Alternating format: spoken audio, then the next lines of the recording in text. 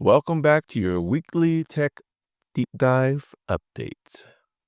I'm Malcolm, and it's August 14th, 2025. We've got a packed show today.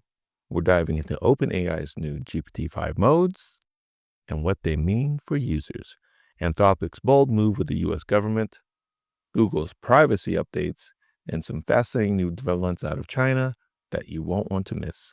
Plus, a whole bunch more. By the end, we'll also look at how these trends are shaping the global market for AI. Let's get started. OpenAI's GPT-5 and thinking mode. Let's kick things off with OpenAI.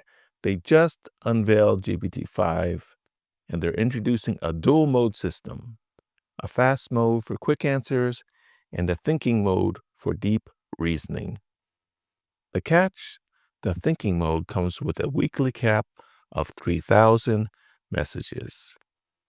This means users will have to balance when to tap into that extra brain power versus when to keep it light and fast. It's a big shift, and it's going to change how developers and content creators optimize their AI usage. Imagine saving the thinking mode for complex coding problems or detailed research while using the fast mode for everyday Q&A.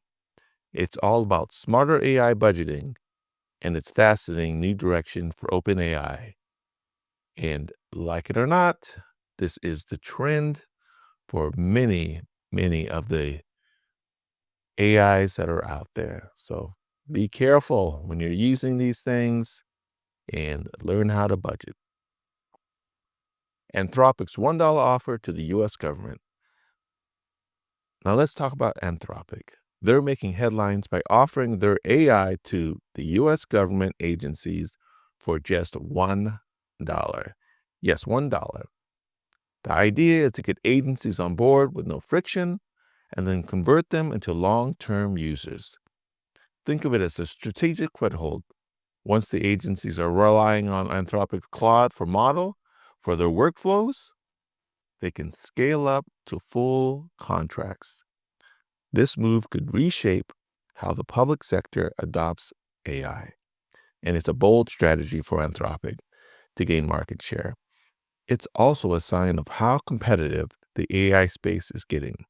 Companies are finding creative ways to get their foot in the door. And that's something, just adding little barrier, getting people to use your product can make it difficult to switch. There are always switching costs. So something to be aware of when you are buying your products or looking at products or trying out products. Once you have jumped in, every little nuance that's different in these products makes it harder to switch over, even if it's the exact same product, but they don't have access to necessarily your prior conversations. Something to remember. Next, Google's Gemini personal context and temporary chats. This is also an interesting one. Next up for Google, Gemini, they've introduced two new features. One that's called personal context and temporary chats. Now, personal context lets your assistant remember your preferences, like your favorite news source or how you like notes formatted. It makes the assistant feel more personalized over time. On the flip side, we have temporary chats. It's a privacy mode, probably not too far from incognito mode. And essentially, it's where nothing is saved. It's great for those one-off sensitive questions where you don't want a history. Okay? Together, these updates give users more control over how much their AI remembers and when to go completely incognito. It's a real step forward in balanced convenience and privacy, and unfortunately, probably necessary. I'm sure we're going to see all the multi-modal AIs and probably some, I can see even some specific ones where you may not want to show your prior work China's latest tech advances. Let's turn our gaze to China. In the past week, China has launched the Qianfan Satellite Internet Project, which aims to rival SpaceX, Starlink with over 15,000 satellites. This is a huge step in global satellite internet competition and could reshape how internet access works worldwide. Now, Starlink, I think they're trying to get their, as of the writing of this, trying to get it all down to fit inside your phone naturally. Of course, who knows if we're going to even have phones in a couple of years. But, very interesting having, satellites be able to just beam directly into your homes. Already we have that, but, you need the antennas and things like that. But they're moving on to your phones and eventually to your glasses and every other internet needed device. So very, very interesting. And some competition in that space also is going to add to probably the evolution of that market. Meanwhile, Baidu is preparing to release a new advanced reasoning model by the end of the month, adding more muscle to their AI capabilities. And if that's not enough, Beijing is hosting the first ever World Humanoid Robot Sports Games this week, showing off their latest advancements in robotics. It's a reminder that China continues to play a huge role in shaping the future, at least in robotics and AI. Let's move on to Nvidia's Simtoreal robotics pipeline.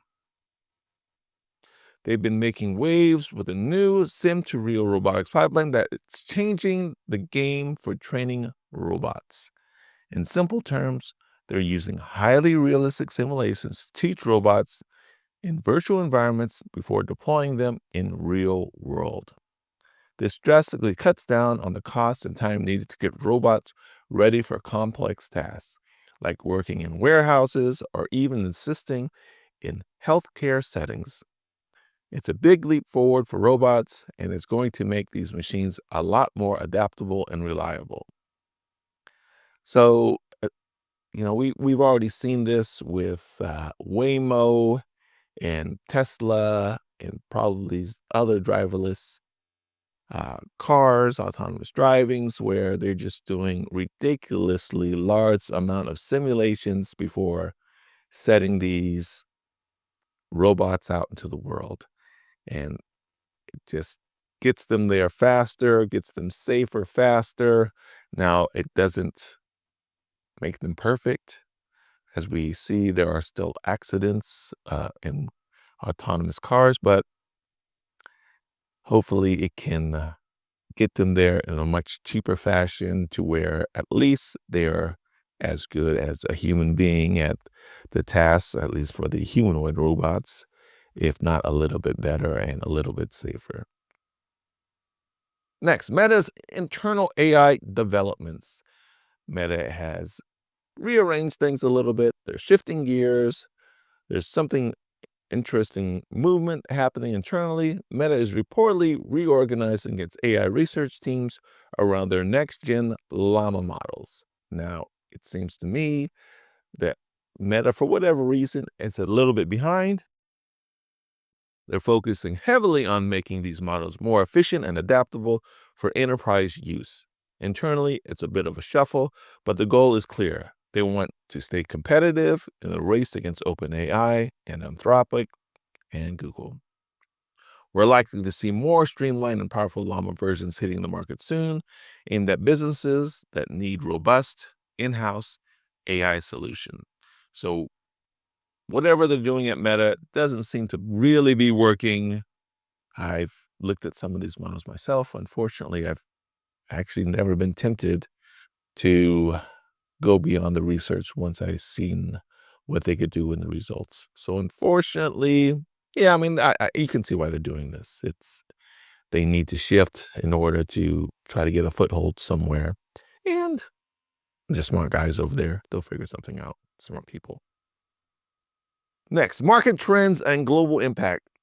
Let's zoom out and talk about the broader market trends. With all this development, OpenAI's new modes, Anthropic's government push, Google's privacy features, China's satellite internet project, Nvidia's robotics pipeline, managed internal shift, we're seeing a pattern of rapid evolution.